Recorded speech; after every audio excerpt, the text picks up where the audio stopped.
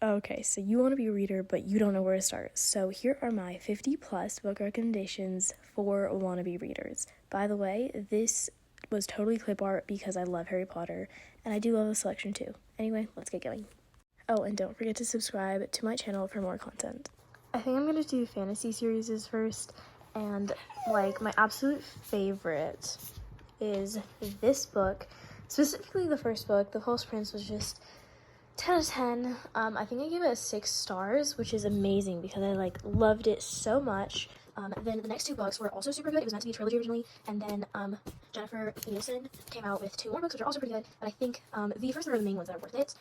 If sorry, that's out of order. But the first 3 are the main ones that are super worth it. But if you only want to get one book, this one is so amazing. The next fantasy series I'm going to recommend is Keeper of the Lost Cities, and this is one of my all-time favorite series. And it's really long though. One sec. Okay, it's super long. These are all the books, and well, there's still more coming out, so but it's just such an amazing series. It is kind of for a younger age group. I think it's more middle grade than YA, but it is so good, amazing. I will reread this any day. If I start rereading any of the books, honestly, I will be lost in it and be reading for an entire afternoon just because I accidentally started reading it and I can't stop. Now, there's obviously Harry Potter, Percy Jackson, and the whole Rick Riordan verse. But another fantasy novel is Terrible, which is super good. It's actually not my all-time favorite Stephanie Garber book. I loved it, but I just like her other books so much more. Terrible trilogy was super awesome, but when I said that I love her other books even more, this is what I meant. So she also has the Once Upon a Broken Heart trilogy, which is my favorite trilogy, maybe of all time, because it's just so amazing. Every single book is so good.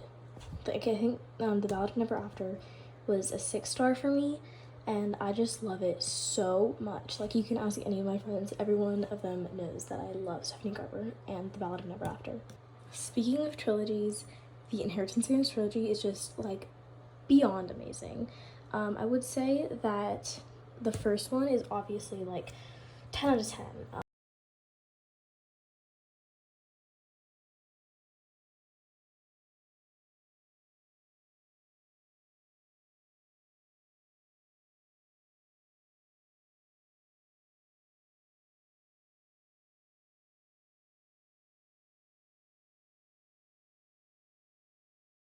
Now for some Greek mythology. Obviously, not including Ruinverse. I'm gonna spare you my yapping, but basically, there's a girl who inherits a ton, $42 billion from this guy she doesn't know, and she has to live with his 4 grandsons, and they solve a ton of mysteries, and it's just an amazing book series.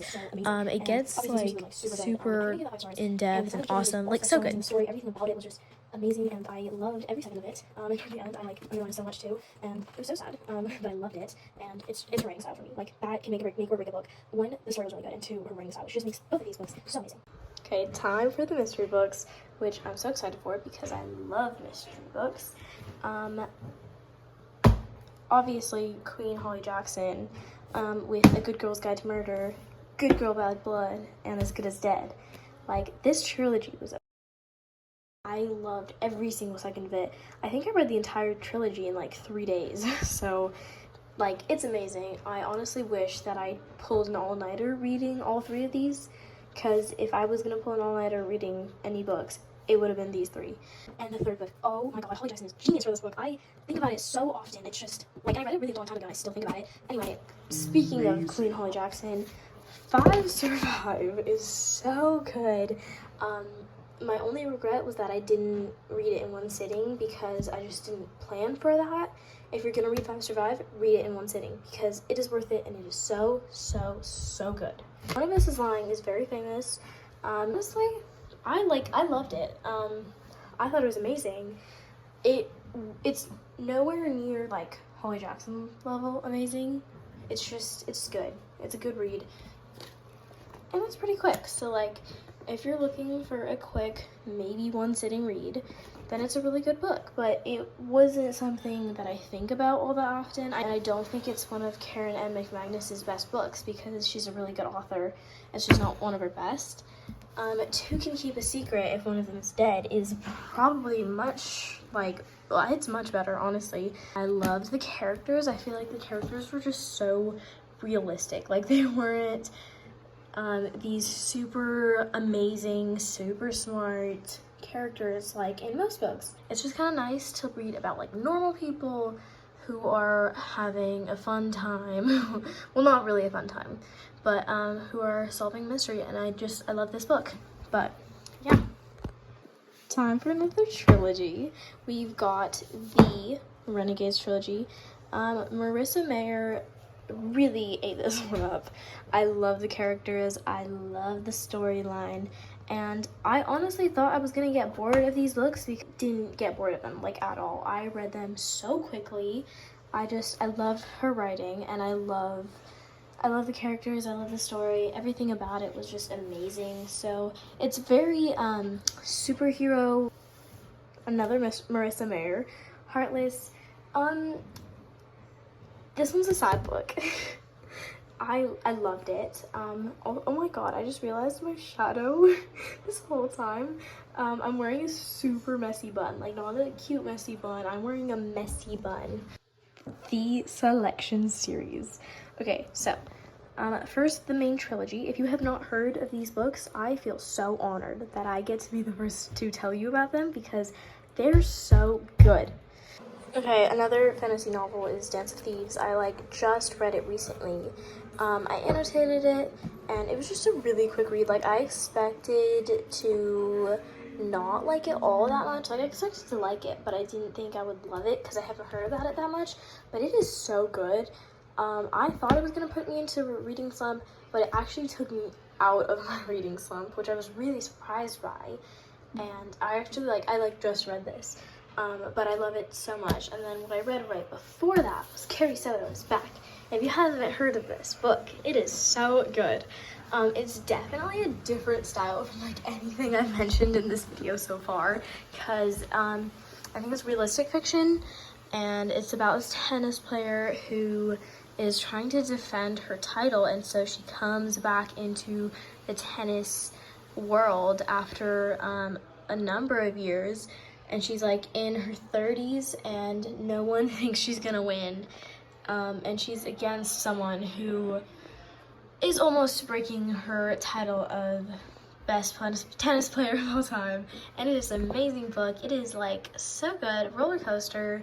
And she's just such an amazing character. Like, some of the stuff she says is so funny.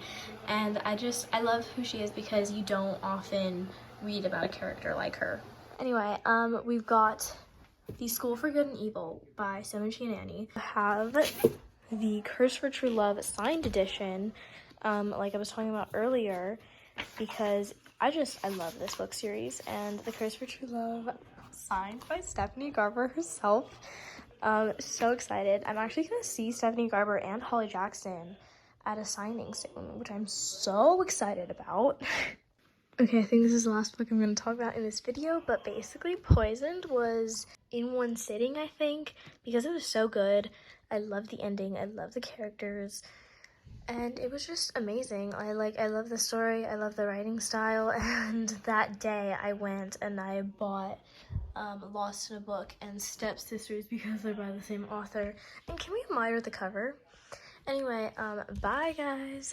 If you enjoyed this video, you should subscribe to my channel. Sorry, don't mind my very sad stack of physical TBR books. Okay, I'm trying to get through them. I'm really trying. But subscribe if you like this video, and I've got more content coming, so bye.